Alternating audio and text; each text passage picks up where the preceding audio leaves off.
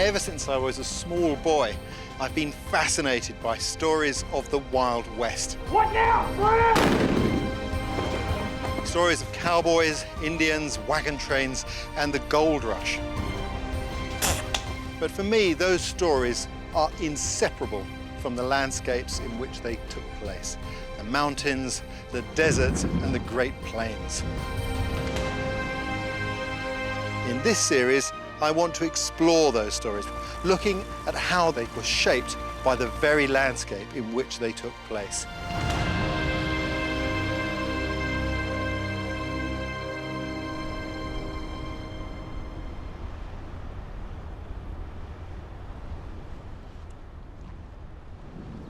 All through my journey westward, I've been trying to imagine what it was like for the early pioneers.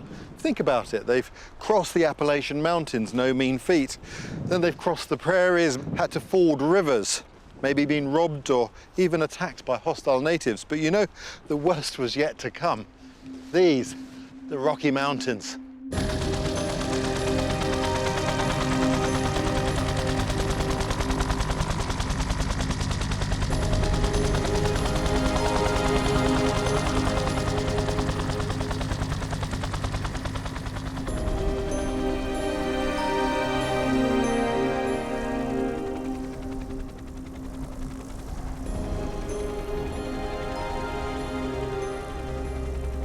From up here, the Great Plains seem to stretch on forever. It's amazing. It really is like looking out across the ocean. It must have been an incredible journey coming across there. But then, of course, rising like a wall in front of them is the Rocky Mountains.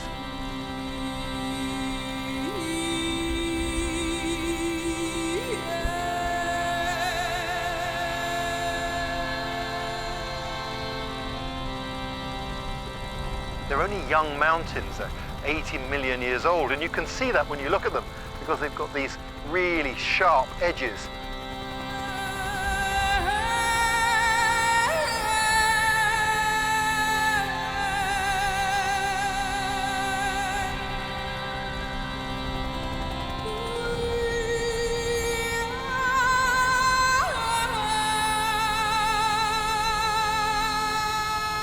You'll find some of the highest peaks in the continent here, up to 14,000 feet and covered in snow all year round.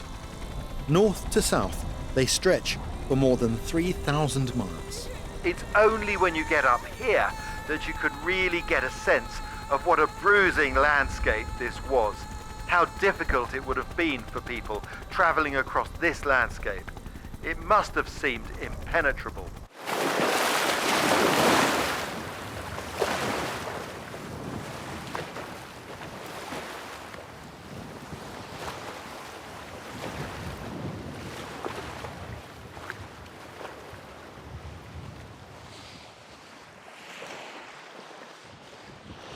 It's a very spiritual place to visit. You can't help but be moved by the majesty of nature here.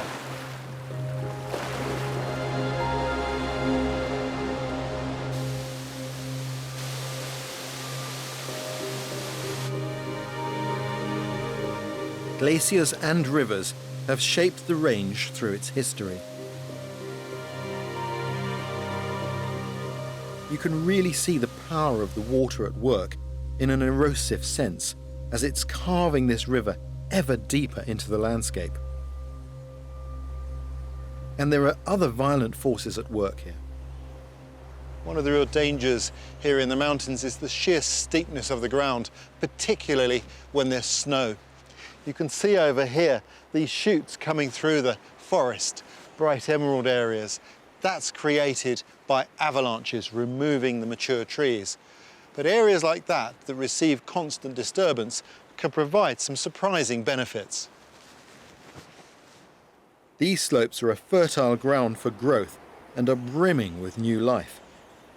The abundance of water and the variety of climate and plant life makes this a perfect habitat for wildlife. In the early 1800s, the Rocky Mountains would have been teeming with mammals, everything from mountain goats and bighorn sheep to moose and elk. all of them particularly well adapted to survive in this cold, mountainous landscape. This calf has fallen into fast water and it's calling for its mother.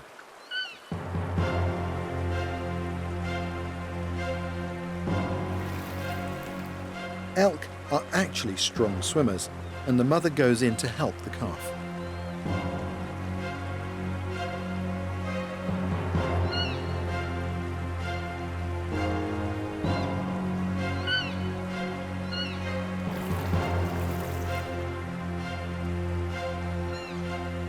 See the elk cow there with her calf. Little drama being played out here. And the calf was in the current, unsure of itself, panicking a little bit. And Mum's gone over, given it reassurance and encouraged it into safer water. Lovely thing to see. Such elegant animals, beautiful. That calf's not very old and already it has to be able to cross rivers. Further north in the Canadian Rockies, the fur trade was booming, and a trickle of enterprising fur trappers known as the Mountain Men started making their way south along the mountain range in pursuit of the animals that live there. But the fur trade that lured the Mountain Men here came with serious risks attached. The abundant animal population included predators like wolves, coyotes, grizzlies, and black bears. In the undergrowth there, there's a bit of movement. And what it is it's a young black bear. The black bear are perfectly adapted to this forest habitat. They are excellent tree climbers with short, fixed claws that help them grip and reach their food. Black bear's really beautiful, but you must take care of black bears, not get too close to them.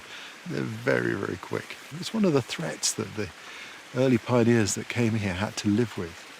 Bears. You could be surprised by them when they're in the woods. Amazingly, in spite of the dangers, the wildlife, and the hostile geography, by the early 19th century, a handful of young men were tackling this epic landscape. These mountain men were some of the first white Europeans to encounter these unmapped mountain ranges.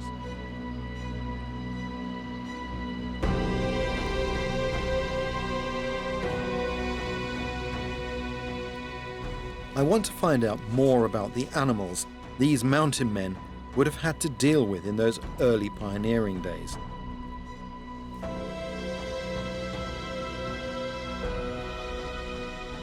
Mark Stanley is a taxidermist and a modern-day hunter who regularly comes face to face with these awesome predators. Mark, that looks amazing. Oh, thank you. It's coming on. You're really bringing that to life. Yeah? Incredible. Do you get many wolves around here? Oh, yeah. I get a half a dozen of them every year. Tell me about the collection you've got here. This is a mountain lion native to this area. I mean, I love to hunt, but I also respect animals too. It's kind of a weird thing. It's hard for people to understand that. But I think your love of the animal comes through in the way you've shown them. I mean, it's noble, isn't it? Yeah. And did I say grizzly bears? Yeah, we have one right over here. Gosh, look at that. How big would this have been? This bear was probably an 8-foot bear. But of course, this is one of those animals that would have kept the mountain men looking over their shoulder, I think. I bet it would. I'm sure it would, yeah. Because if he came along and claimed their pelts or their meat, yeah, game over, really. Yeah, it would be. Yeah, he would pretty much have them. Living here in the Rockies, I mean, you are living cheek by jowl with a lot of predators. How does that feel? You kind of get used to it after a while. I mean, they're out there. Wolves and mountain lions both will take out, pets. Well, I've seen quite a few wolves and grizzly bears, and I've had some close encounters, but you just learn to deal with it. One of the things I'm trying to get a sense of is the life of the mountain men. And that's very difficult for two reasons. Obviously, that way of life ended a long while ago. How dangerous do you think it would have been for them in terms of the predators? Grizzlies have mauled and killed quite a few people, Cougars have killed people, but they just dealt with it, They were tough men. They had to be. Now, everyone thinks about the fur. Oh, yeah. But they did get to eat, didn't they? What they shot. Yeah. And I understand that you have an unusual range of meats on. Yes, I do, yeah. Yeah, we have a little bit of bear, cougar, elk, deer. Can I try some? Yeah, yeah. Let's try a bit of cougar. Yeah. That's delicious. Yeah. Mountain lion. That's amazing. Yeah. And try a bit of bear. And this is basically breakfast sausage. Bear made into This breakfast is bear sausage. made into breakfast sausage. Yeah. That is delicious. My goodness me. So those men, when they were up here trapping, they ate quite well, really, didn't they? Oh yeah. Maybe lacking a few vegetables. Yeah. I'm feeling dangerous now. I'm taking on the qualities of the animals I've eaten. I'm going to be as sure-footed as the mountain lion and as bold as the bear. Oh, how gorgeous. Oh.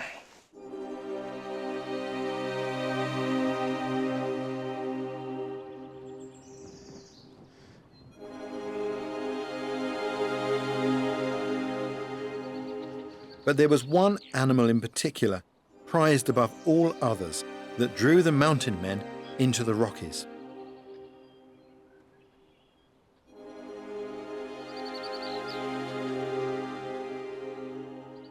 I can see some fresh sign here going down into the water. So something has gone down here and come back. And it's the beaver.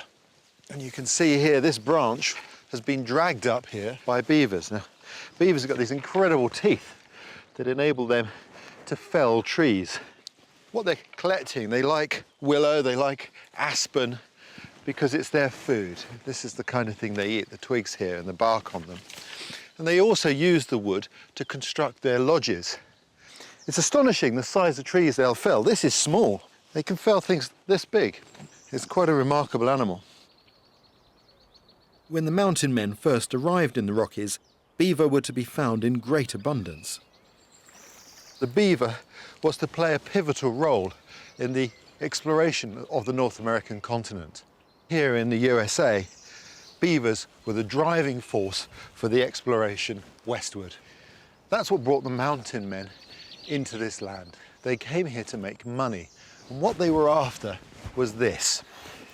This is what it was all about. That is a beaver pelt. So what was all the fuss about? What was special about the beaver's fur? Actually, what they were interested in was these short hairs underneath, the insulating hairs. What the hairs were being used for was to make felt. When they were put together in the felting process, they made for a very stiff felt, which powered the fashion trend for tall hats. The more important you were, the bigger the hat you wore. It's astonishing to think that it was a fashion trend that would drive the exploration of a whole continent.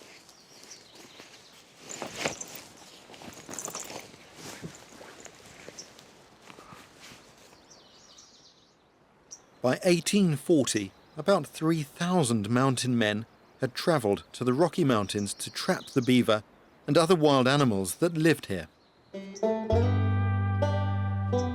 Some joined fur companies and were organised into military-style regiments, trapping animals in return for a salary.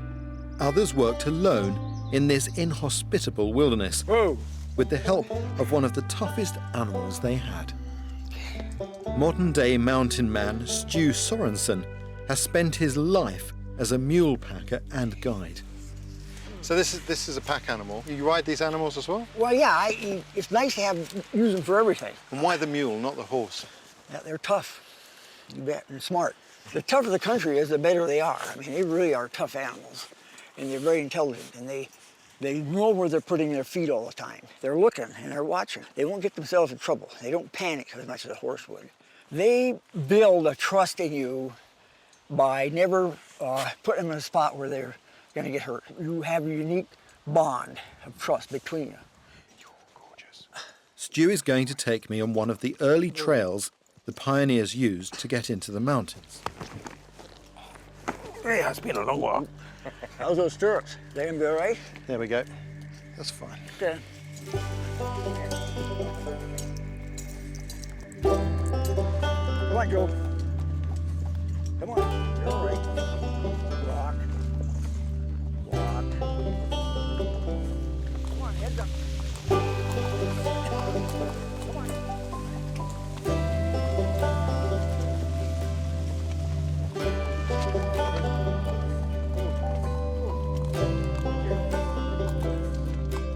hundreds of miles from any town or homestead, the mountain men needed to carry absolutely everything with them.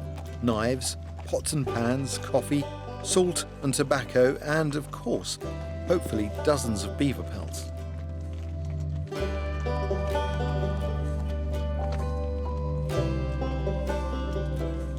On these steep and narrow tracks, you can really see why these sure-footed pack animals were so essential.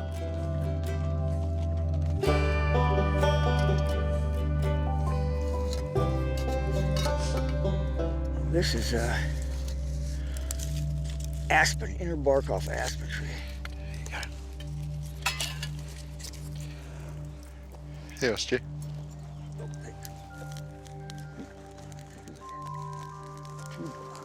It's going good. Now, Stu, you've really lived the old mule packing life, haven't you? For many, many years. I made a living in the mountains, guiding, packing, scouting, fishing trips, just because I like being there. When I go back in the wilderness, it's just like that. It hasn't changed back there. Yeah. You can still live the same way, take care of the land, leave no trace, just move through like a shadow and enjoy, soak it up. It really did take special people to pioneer the routes into this country. A pretty dangerous life. Yeah, it was. What were the risks that they faced when they came in here? Well, drowning was a big one. Pneumonia, infection, Indians. And when, of course, when they were coming into this country, they were following Indian drills. Yeah. But what about the predators they had to face here? Well, grizzly bears were always a problem. It was dang tough. They say the most mountain men only lasted a few years. Either they died, got killed, or gave it up. It was a miracle they survived it all. I mean, with the conditions they lived under, it was incredible. I think Hollywood creates quite a lot of myths about the mountain men. Hollywood portrays these people who were running away from society. My impression is something different. I think they were businessmen. They were looking to make money on the furs of the beaver. Is that right? That's correct. Yeah.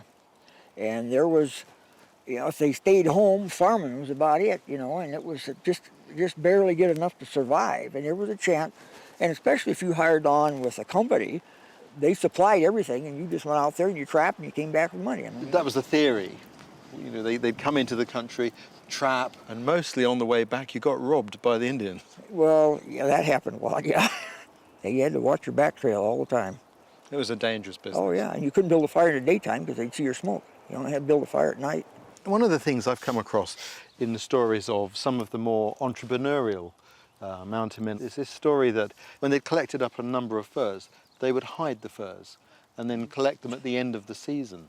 That astonishes me because, Indians were very good trackers. They knew the country. It must have been very difficult to hide stuff.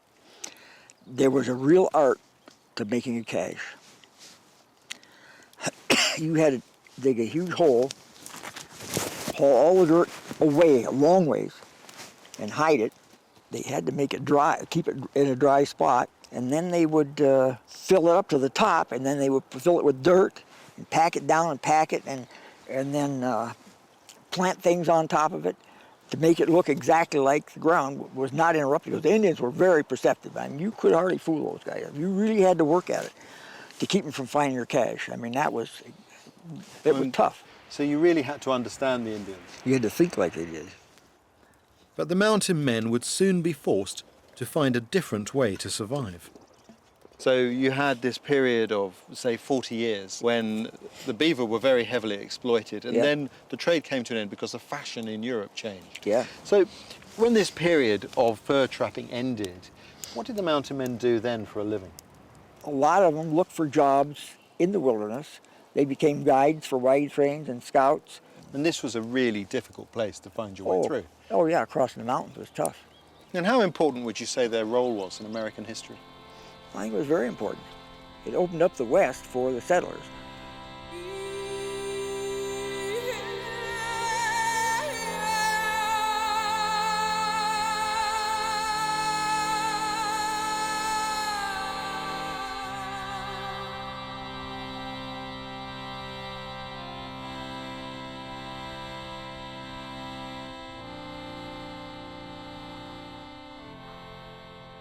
The mountain men searched out for simple routes through the difficult terrain, and that's exactly where I'm standing. It doesn't look mountainous, but this is a giant pass through the Rocky Mountains called South Pass.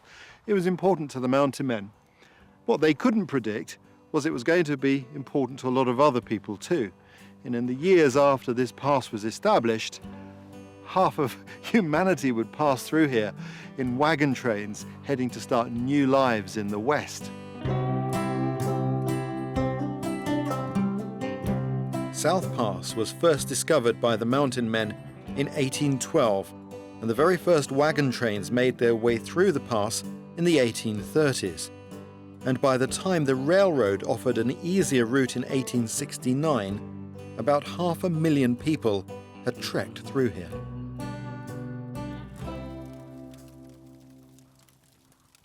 To my mind, the mountain men were a very special breed, and I don't think that history has really done them justice.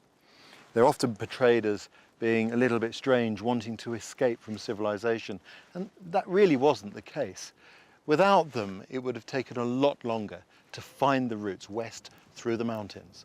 Perhaps one of the most interesting of the mountain men's stories is that of a mountain man from the Orkney Islands. This particular mountain man found himself in a little bit of discomfort, and there's a really good account of what happened. This is the diary entry from Alexander Henry, who was employing this particular mountain man. An extraordinary affair occurred this morning. One of the Orkney lads, apparently indisposed, had requested me to allow him to remain in my house for a short time. I was surprised by the fellow's demand. However, I told him to sit down and warm himself. I returned to my own room, where I had not been long before he sent one of my people requesting the favour of speaking with me. Accordingly, I stepped down to him and was much surprised to find him extended on the hearth, uttering dreadful lamentations. He stretched out his hand towards me in a piteous tone, begging me to be kind to a poor, helpless, abandoned wretch, who was not of the sex I had supposed, but an unfortunate Orkney girl, pregnant and actually in childbirth. It's an astonishing story. This was Isabel Gunn. She disguised the fact that she wasn't a man and gave birth. She was later to return to the Orkney Islands with her child and survived to the ripe old age of 81. Isabel Gunn's long life was exceptional. Most mountain men died young. But their struggles to find routes through the mighty Rocky Mountains were to prove vital in helping the emerging nation to push west.